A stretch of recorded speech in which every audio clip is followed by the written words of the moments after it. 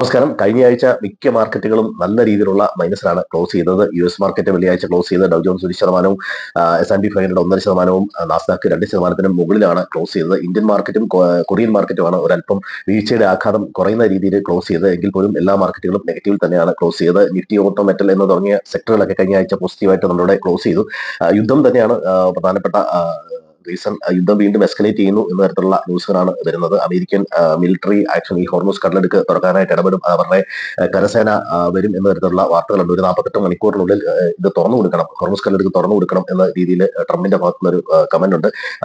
ശത്രു രാജ്യങ്ങൾക്ക് ഒഴികെയുള്ള ബാക്കി എല്ലാ രാജ്യങ്ങൾക്കും തുറന്നു കൊടുത്തു എന്ന് ഇറാന്റെ പ്രസിഡന്റും പറഞ്ഞിട്ടുണ്ട്. അതുകൂടാതെ തന്നെ വീണ്ടും ഇറാനിലെ എനർജി കേന്ദ്രങ്ങളെ ആക്രമിച്ചു കഴിഞ്ഞു കഴിഞ്ഞാൽ ഗൾഫ് മേഖലയാകെ നശിപ്പിക്കും എന്നുള്ള രീതിയിലാണ് ഇറാന്റെ ഭാഗത്തു നിന്ന് പറഞ്ഞിരിക്കുന്നത്. അത് ഇന്റർനെറ്റ് കേബിളുകൾ അടക്കം നശിപ്പിക്കും എന്ന തരത്തിലുള്ള വാർത്തകളുണ്ട്. അതുപോലെ തന്നെ ഇസ്രായേലിലെ ആണവ കേന്ദ്രത്തിനടുത്ത് ഇറാന്റെ ബാലിസ്റ്റിക് മിസൈല് പതിച്ചിട്ടുണ്ട്. അതുപോലെ ഡീഗോ ഗാർഷ്യ എന്ന് പറയുന്ന US സൈനിക കേന്ദ്രത്തിലും ഇറാന്റെ മിസൈല് പതിച്ചിട്ടുണ്ട്. അപ്പോൾ ഇത്തരത്തിൽ യുദ്ധം വീണ്ടും കലുഷിതമാവാണ്. ക്രൂഡ് ഓയിലിന്റെ റഷ്യക്കും ഇറാനും ഓയിലിന് ഉള്ള സാങ്ഷൻ എടുത്ത് മാറ്റുന്നു.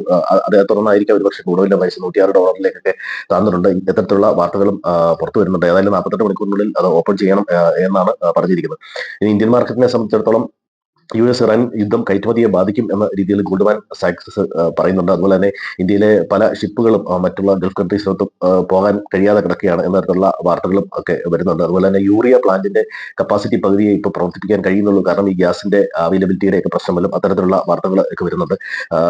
യുദ്ധം ഒരു രീതിയിൽ സെറ്റിൽ ആവാതെ മാർക്കറ്റിനെ സംബന്ധിച്ചിടത്തോളം വളരെ ബുദ്ധിമുട്ടാണ്. ഇൻവെസ്റ്റേഴ്സിനെ സംബന്ധിച്ചിടത്തോളം വളരെയധികം ബുദ്ധിമുട്ടാണ്.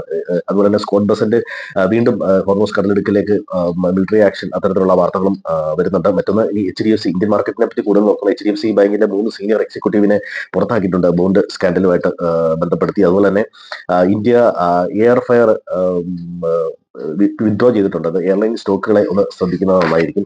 ഇനി മറ്റു വാർത്തകൾ നോക്കുകയാണെങ്കിൽ ഇറാൻ ഇപ്പോൾ ഹോർമൂസ് കടലിടുക്ക് വഴി പോകുന്ന ഷിപ്പുകൾക്കൊക്കെ ഫീസ് ചുമത്തി തുടങ്ങിയിട്ടുണ്ട്. അതുപോലെ തന്നെ ഇന്ന് വരാനിരിക്കുന്ന പ്രധാനപ്പെട്ട data euro consumer conference data മാത്രമാണ്. വേറെ മറ്റു ഡേറ്റകളൊന്നും ഇന്ന് വരാനില്ല. ഇനി ഫോറിൻ ഇൻസ്റ്റിറ്റ്യൂഷന്റെ പൊസിഷൻ നോക്കുകയാണെങ്കിൽ FIs 85% ഷോർട്ട് പൊസിഷനിലാണ് നിൽക്കുന്നത്. Domestic institution 76% ലോങ്ങിലാണ്. പ്രോട്രേഡേഴ്സ് 64% ലോങ്ങിലാണ്. ക്ലൈന്റ് ഏതാണ്ട് 67% ലോങ് പൊസിഷനിലാണ് ഇപ്പോൾ നിൽക്കുന്നത്. FIs 86,000 കോടി രൂപയാണ് ഇതുവരെ മാർച്ചിൽ വിറ്റിരിക്കുന്നത്. മറ്റ് ഏഷ്യൻ മാർക്കറ്റുകളെല്ലാം ഇപ്പോൾ നെഗറ്റീവിലാണ് ട്രേഡ് ചെയ്യുന്നത്. നിക്കി, ഹാങ്സങ് ഒക്കെ 3%, 2.5% അടുത്ത് മൈനസ് ആയിട്ടാണ് ട്രേഡ് ചെയ്യുന്നത്. ഡൗ ജോൺസിന്റെ ഫ്യൂച്ചേഴ്സ് മാത്രമാണ് ഇപ്പോൾ പ്ലസിൽ ട്രേഡ് ചെയ്യുന്നത്. ഗിഫ്റ്റ് നിഫ്റ്റി 300ഓളം പോയിന്റ് മൈനസിലാണ്. 22,800 ലെവലാണ് ഒരു കീ സപ്പോർട്ടായിട്ട് ഇപ്പോൾ നിൽക്കുന്നത്. എല്ലാവർക്കും നല്ലൊരു ദിനം ആശംസിക്കുന്നു. Thank you.